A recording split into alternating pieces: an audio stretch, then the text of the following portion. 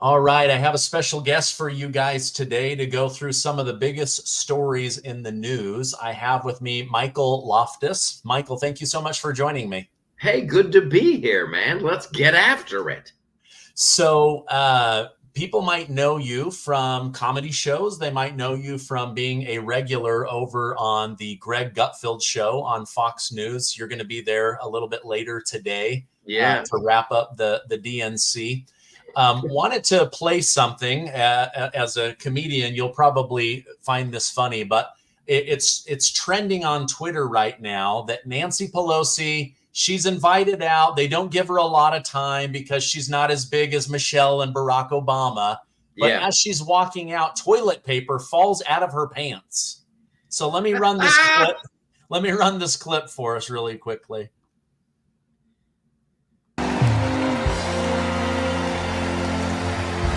Boom, right there. Let me back that up. And one more time right there. Boom. Yeah. Well, it's unfortunate. I've seen this at church. I've seen this in the mall. I've seen people have those, little, I don't know what you call them, toilet napkins in case you are worried about COVID or herpes on a toilet seat. This has got to be embarrassing. She's an older woman. She's out. That I don't know. There's maybe 50, 60, 70,000 people. And now it's trending on Twitter. Yes. Toilet paper falling out of her pants. What are your thoughts on that? Well, that's how you know the next speaker is full of crappy ideas. Her ideas are so crappy. Toilet paper falls out of her pants when she speaks at the convention. That is she's full up. It's you know what? And for Nancy, who has the independent hand, I don't know if you've ever noticed that. Like her hand is possessed. It does its own thing and says, Nancy, talk about Constitution. And I hope you got all the toilet paper out of your adult underwear before you speak to the convention. Yeah, it couldn't happen to a nicer lady. I'm shocked ice cream or vodka didn't fall out of her pants, but maybe that's at the after party later this evening. Right? It could. That might have been a tiny packet of Adderall. She could have just. Maybe just do some Adderall with Joe. Put that around the rim of the margarita. Or maybe that's the cocaine from the White House, the one that now we're finding out the Secret Service said, we don't want to investigate this because we might actually find out who did it. Yes. And it would embarrass the Biden family. That would be hilarious if Nancy Pelosi was the owner of the cocaine at the White House. That'd be perfect. Speaking of Nancy Pelosi, Obama, Chuck Schumer, what are your thoughts on this Obama-led coup to oust Joe Biden and install Kamala Harris in his place? What are your thoughts on that? Well, it appears to be working like a charm. It appears to have been pulled off flawlessly because it's the craziest thing because everybody is watching it happen. Everybody saw it happen in real time, and there's been zero pushback from legacy media, which is just astounding. So the same people who told us that, oh, Joe, he's at the top of his game. He's as sharp as a tack. He's the last guy in the room. He's getting after it every day. I can't keep up with him. Literally the next day, they're like, he's got to drop out. He is a mess. And then they acted surprised. They're like, when did this start? Yeah. When did this begin? Yeah, it's a kinder, gentler coup, but it is a coup nonetheless. And I don't know anybody who's voted for Kamala Ding Dong. Literally, like the public doesn't like her, and it's terrifying. It starts to get scary when you just see how many people are willing to go along with it. Who just like they're just gonna like pretend it doesn't matter and that's politics. It's crazy. Yeah, you're right. Nobody has voted for her. She's not won a single primary. The 14 million votes, those all went to Joe Biden. And yet, I read today in the mainstream media, they're saying Kamala could pick up all 81 million of Joe Biden's voters because she's so beloved by those same people, and maybe even more. Now, suddenly, she's more popular than Barack Obama and Joe Biden. Something's not adding up here. Right. And it's the amount of ballots and the amount of people. That's what's not adding up. Yeah.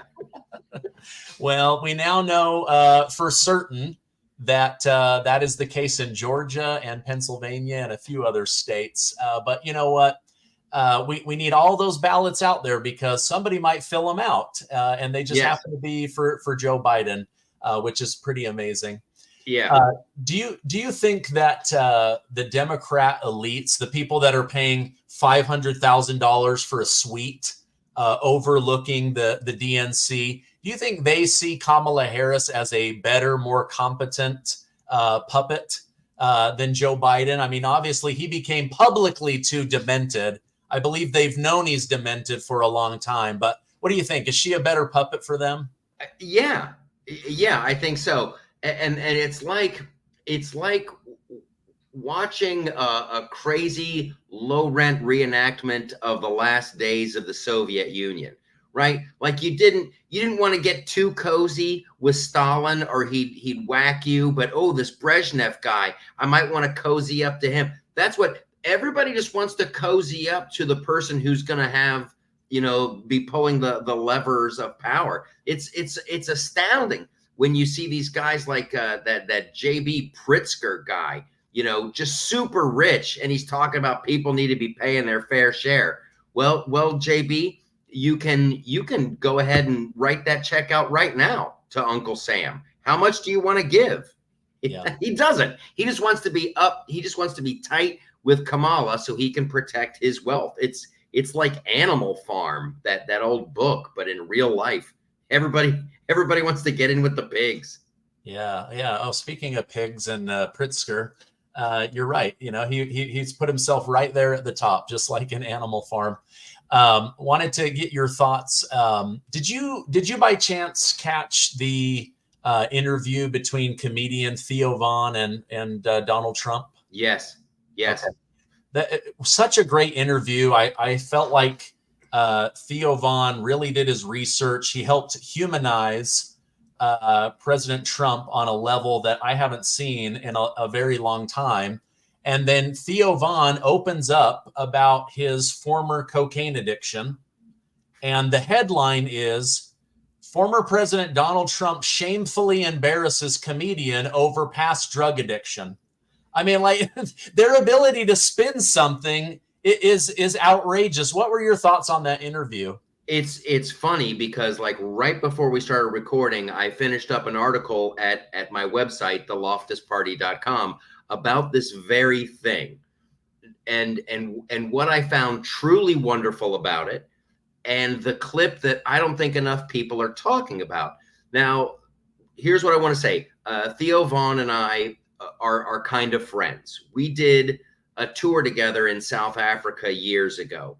He has a demeanor. He has a unique demeanor that's very funny, but he's coming from an honest place. And it takes you a second to like figure that out. We would have breakfast every morning. And the first morning we're sitting down eating breakfast, and he's just being Theo Von, man. I tell you what, there's lions. You're like, is he doing a bit? Is he making fun of me? You just don't know what to think. He's very off-putting. And then you quickly realize he's being genuine. That's just who he is. And it was wonderful to watch Trump go through those exact things. So Trump didn't come at this interview with an agenda. He didn't try to quickly pivot to talking points. He had a one-on-one interview with just a guy, right? I think the only way Trump knows who Theo Von is maybe Barron listens to the podcast. But I thought Trump being genuinely inquisitive, like, so you like that? So why would you do that? I'll tell you what, man, cocaine, that turns you into an owl, homie. And that's who else could call Donald Trump homie than Theo Von? And anyway, it was wonderful to watch. It was really great, and it made and I think it's a great move by Team Trump, because so many people of Theo's audience are going to see Trump in this new light. Like, he's not being a jerk. He's not being, he talks about his own brother and how his own brother was, you know, a victim of alcoholism. So it's very touching. Now, the clip that I thought was fascinating, that no one's talking about really, is when Theo starts telling Trump, he's like, hey man, I had Bernie Sanders on the show and you guys have a lot in common. And Trump's like, really? But he brings up the way they do the billing in the medical industry and in the insurance industry. And I didn't even know this. And I consider myself, you know, kind of smart with political stuff. But with the medical industry, they pad the bills. They hide so much information. And that is what Trump agrees with Bernie Sanders. We need transparency when it comes to billing. And so Theo was saying, you know, you can get a CAT scan over here for $600, or you get a CAT scan over there for $5,000. So I should be able to choose. And Trump had an executive order. He had an executive order back in the day that called for that. And I guess he was trying to move fast because, you know, passing the legislation would take a really long time. But that would save the American people 50 to 60% on their medical bills and on their insurance payments.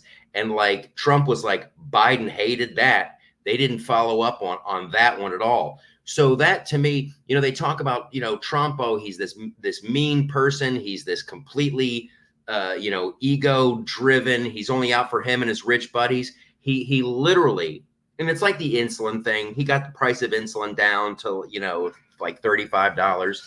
But here with this executive order about the insurance and the billing and the transparency, who doesn't want that? Who doesn't want that? I guess Joe Biden doesn't want that. Yeah, yeah.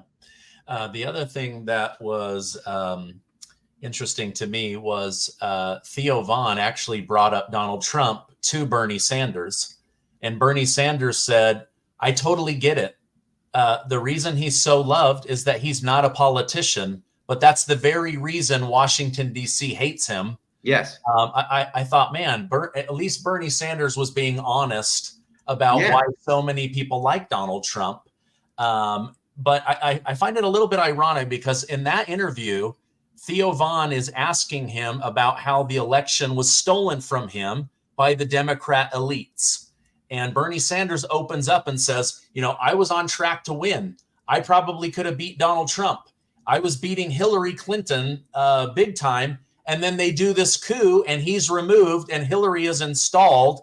And yet today he's at the DNC supporting Kamala Harris, who they just did a coup to and installed instead of Joe Biden. Like, the hypocrisy is just like right in your face, but no one seems to care. Right. He did the old JB Pritzker. Like, so they're not going to let me be in charge. So I need to be as close as I can be to the people who are in charge so I can protect my little pile of peanuts.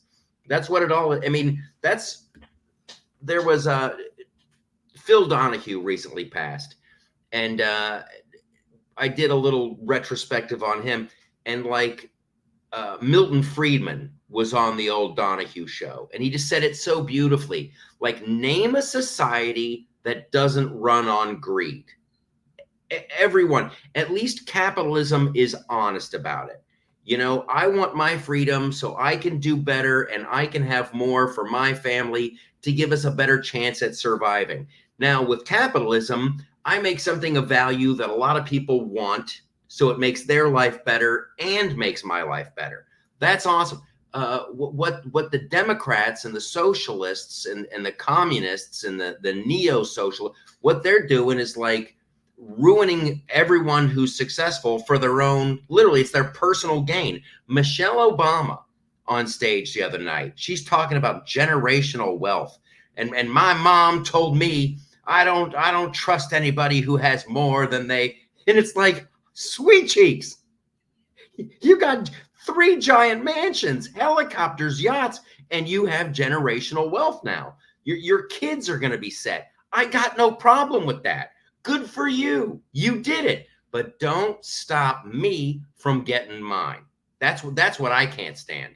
I don't care how rich people are. If you're a self-made man, if your parents worked hard, that's great. That's with you. But don't stop me from getting mine. Yeah.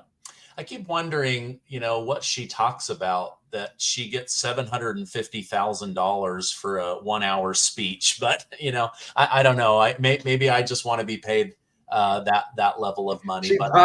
She probably talks about paddle boarding and the dangers of paddle boarding. Yeah. And if you don't want to be in a paddle boarding accident, maybe you should pay. Yeah, absolutely. I don't know if you saw this morning, but Representative Mike Waltz, a Republican and also a veteran of the Special Forces, he's the one leading the Donald Trump assassination attempt investigation. And he came out and said, based on the bomb technology, the communications, the lack of social media, and the encrypted communication channels with different people in Europe, he now believes that Thomas Matthew Crooks, who tried to kill Donald Trump, was not working alone. I don't have anything else to back that up other than what he just said. But what are your thoughts on that? Have you given any thought to whether this was a lone gunman or whether there was some kind of conspiracy behind the scenes? It probably, and this is just my own opinion, probably a lone gunman. I don't think that he got up in the morning I don't think it was his idea. And I think there was people who probably encouraged him, and there's probably people who wished that he was a better shot. But yeah, I don't believe that kid acted alone. And it's really hard to believe. Like I'm hearing reports now that it was the local police that shot him and took him out. That it wasn't even the Secret Service who ended the threat. Like we're at a point in the country where I don't trust the FBI and anyone. We have to get rid of that whole agency and start over.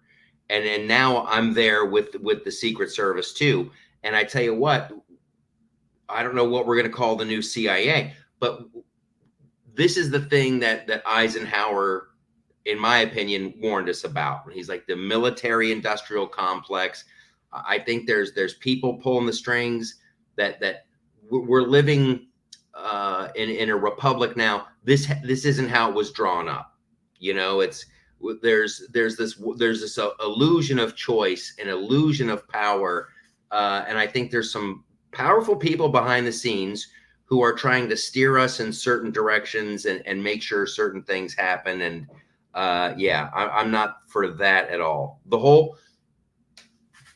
The lack of curiosity from the mainstream media about this whole thing in Butler is terrifying.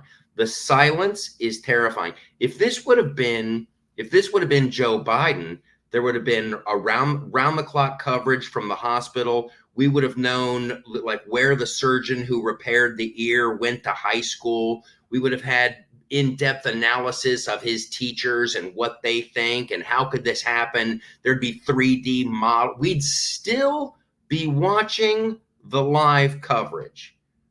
But like literally it's a couple weeks later and you've got people on stage at the DNC going, I tell you what, this guy, he's a threat to democracy. They're right back at it. And like, it's like they expect us to not remember. Like I remember when Trump was the president, things were good. Things were really good. There was optimism. I had more money in my wallet. Everybody had a job. It was going well. And they act like it's funny to listen to people talk, especially at the DNC, like Trump's in the White House now. They're like, we got to do something. Like, well, why don't you talk to the guy who's in there? That's your buddy. Well, that's Kamala Harris's entire platform is we're Yeah. going to make things better. But wait, you were the running mate of the person that made things worse. And Yeah. it's like she has dementia, that she caused a lot of these problems, that this inflation happened under her watch, that this border invasion happened under her watch. And yet her new slogan is a better path forward or something like that. It's like, a better path forward from who? You? Your own party? Your own self? Yeah. It's delusional. It's a better path forward, okay, for me, Kamala, when I can take your paycheck, I can unburden you from what has been your money and make it my money, then I have a better path forward to my bank where I can deposit that. That's a great word salad, right? Like I'm trying to think of like the passage of time. If you think about the significance of the passage of time, I used to be vice president and ruin the country, but now that time has passed, the passage of time, we're going to make things better from what they were, right? It's like now it's the complete word salad. Ukraine is a small country in Europe, and Russia is a bigger country also in Europe. I wrote a song about that. It's the Kamala Lala quote song. It's all her word salad, and I sing it. It's hilarious. Okay, I'm going to link that down below because I saw something about that right before we went on. So that's a song that you wrote? Yeah, we do. Listen, I'm doing this thing. We got a show coming up in Nashville. It's that show tonight, and it's kind of like the Chappelle Show and Saturday Night Live, where like there's all these great if not enough people are making fun of Kamala Lala Ding Dong. Not enough people are making fun of. There's all these great jokes that are just being left on the table. So a while back we started doing this show, and it's just been going gangbusters, and it's so much fun. And now we're doing them. We're taping them live at the Redneck Riviera in Nashville, and it's so much fun. It's music, it's sketch comedy, it's stand-up comedy, it's cartoons. It is just an absolute blast. And now it's evolved into like there's so many creative people who are just they're just not left-wing nut jobs, and they don't have a place to land and have, where could I put my movie? Where could I put my documentary? So we're building out an entire network now, which is going to be, it's a streaming service, Studio TST. Everybody can go there and check it out. There's stand-up specials, there's original movies, there's that show tonight. And it's just this wonderful, exciting endeavor. And I'm all about the parallel economy anyway. And you can sit around and you can cry about things, or you can, actually pick up a shovel and start doing some work. So that's what we're doing with Studio TST. It's hilarious. Oh, cool. I'll have to check that out. Thanks for letting my audience know about that. You probably saw this, but Republicans, after dragging their feet forever, it felt like, finally released this damning report, 290-page report on all of the ways that Joe Biden sold out the United States of America for money, tens of millions of dollars. And now they're saying, well, we don't know if he's even worth going after. What do you think? Isn't it worth impeaching him and letting history humiliate him for selling out the country? Or is the right thing to do to move on? It's very tough. I think you have to go after Joe. If you say you're about law and order, especially when you're talking about like 27 million bucks and all that stuff, and you might as well get it started now. You might as well. I'm sure the timing is so suspect. The timing is so incredibly suspect, because if you wait until after the election and then Trump wins, they're like, oh, this is what he's going after his political enemy. Like, you mean like they did to him? So I don't think you can let it stand, though. If you say you're about law and order, you can't let the Biden family just walk away with like 27 million of ill-gotten gain for selling influence, you know? Yeah, no, I agree. I think they need to go after him. Even if it doesn't remove him from office, I think it should go on his record for American history that this president sold out his country to get tens of millions of dollars for the Biden criminal family. Yes. I think that needs to be written in history. Yeah, absolutely. And that I'm with you, man. I want to drag his name.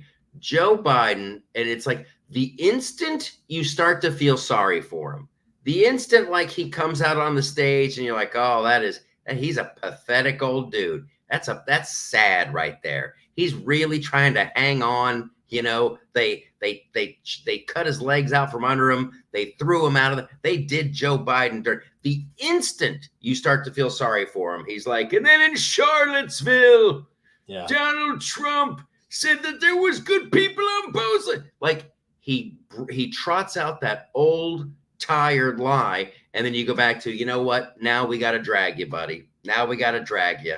I want to know everything about Hunter. I want to know everything about your brother. I want to know everything about your sister. I want to know they're all going down. I want them all to go down. He is the poster boy for the absolute worst of the worst in terms of professional politician. Here's a guy that I don't think he's never signed the front of a paycheck. He's never done it. I mean, beyond being a lifeguard, he's existed on lies and half-truths and then more lies and slander. And he has been living off the people of this country for 50 some odd years? I think he got in there in like 72 or something. He's the poster boy for what you don't want in DC. Yeah. This last week, I can't help but think about how irrelevant he is. Like they removed him and it's like he's not president anymore. He's completely irrelevant. You know what he is, Michael? He is the toilet paper that fell out of Nancy Pelosi's pants. right? Like this white guy falls out of her pants and she's like, that's not mine. I'm not associated with that. He's not great. I have nothing to do with any of that. Joe Biden's presidency is literally the toilet paper that fell out of Nancy Pelosi's pants. That is hilarious. You can use that on Gutfeld tonight. You got my dude. I might have to, because it's perfect. It's perfect, and it's like he was just kissing her ass. And she threw him away. And he wasn't even important enough to make sure he went in the toilet. She just discarded. That's a great one. Just discarded and then pretended it wasn't hers. Like, oh, no, I know. Right? I had nothing to do. I had nothing to do with that. Dude, I'm using that tonight. That's a great one. Keep them coming. You're on the payroll. You're going to be the new staff writer on that show tonight. Yes, please let me at it. All right, final question. I appreciate you coming on. The mainstream media, who always tells the truth, they would have us believe that Kamala Harris is just absolutely destroying Donald Trump. And yet you look at the Electoral College where presidents really gain their office, and Donald Trump is doing very well. He continues to make gains in big states like North Carolina, Virginia, Arizona, Pennsylvania, Georgia. But then you look at the betting websites and they have Donald Trump up 7 points, meaning people that actually put down money betting on who's going to be president. They're saying we're going for Donald Trump. How do you square what the betting websites are saying versus the mainstream media? Well, the mainstream media, it's their job to create that false positive, and there's a lot to be said for that. It works when they go, boy, this is the New York Times here. People love Kamala. She's joyful. You know what? She's joyful and they love her. And this Tim Walz guy, they really like, and they act surprised by it. But sadly, it works. It works. And they have failed us as journalists. and this is the real rub. If you know somebody who works for a living, and they're paying attention a little bit, and they're a little inquisitive, it's a no-brainer. Oh yeah, Donald Trump. Actually, yes, Donald Trump. That's who they're going to vote for. I just wonder how many people are in the country who are so busy working to pay the bills. They're so busy working 2-3 jobs just to make ends meet, and they go by, you know, CNN playing in the airport, and they just hear, oh, Kamala Harris is awesome. Kamala Harris is awesome. It's like a Pavlovian thing, and frankly, I think it's all gonna come down to an emotional argument. You know, when I firmly believe that I could sit down with any liberal and get them to vote for Trump through just talking about the issues and personal freedoms and what the reality is. You know, it's like the Theo Von thing. But if you don't have that opportunity, there's a lot of people who just make an emotional decision. Oh, it was bad with Trump. There was anxiety. And that's honestly the big reason that we started Studio TST, and to get more on the entertainment side of it, because people don't realize this woke messaging, this DEI messaging, this ESG messaging. It's in the public schools. It's everywhere in the public schools, and it's in the entertainment. It's in Star Wars. It's in Star Wars cartoons. It's in all kinds of, like, Saturday Night Live, The Daily Show. If you are watching regular television, if you're watching regular cable, you and your children, you're being constantly bombarded with this message. So it's been the reality for a long time, and it's now time for us to get together and just start creating our own stuff. That's literally, because right now, you know, Ben Shapiro loves to say, you know, facts don't care about your feelings.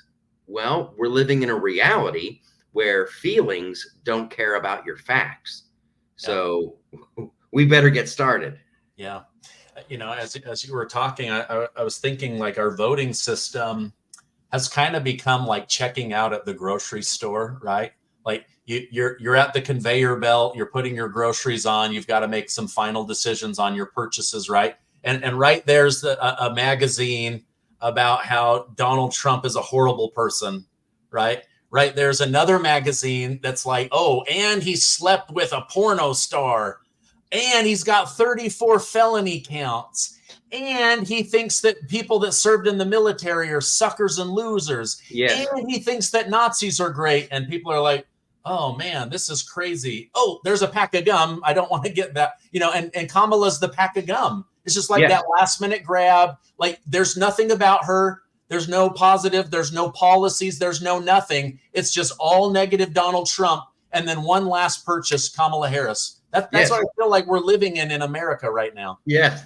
It's not a carefully crafted grocery list of here's what I need. It's the impulse buy at the very end. That's exactly right. She is the take 5 of political candidates. You're like, absolutely. Take 5? I didn't even know that was still around. Yeah, that candy bar is still there. Well, Michael, this has been fun. I appreciate you coming on. I know you've got to go get ready for your Fox News spot tonight. If people want to follow you online, where can I point them? Do you have a website or your Twitter? Yes, everybody can go to theloftusparty.com. It's the Loftus Party YouTube, the Loftus Party on Twitter. And also, everybody needs to check out Studio TST. There's tons of content. We're adding new stuff, and it's entertainment. It's entertainment. Okay, great. I will put those direct links down below. Thank you so much for taking time out of your day to come on. I hope you have a great rest of your day. You're a champ. And hey, thanks for the killer material for Gutfeld tonight. You're going to make me look like a genius. All right. I'll look forward to it. Thank you. All right. Take care, buddy.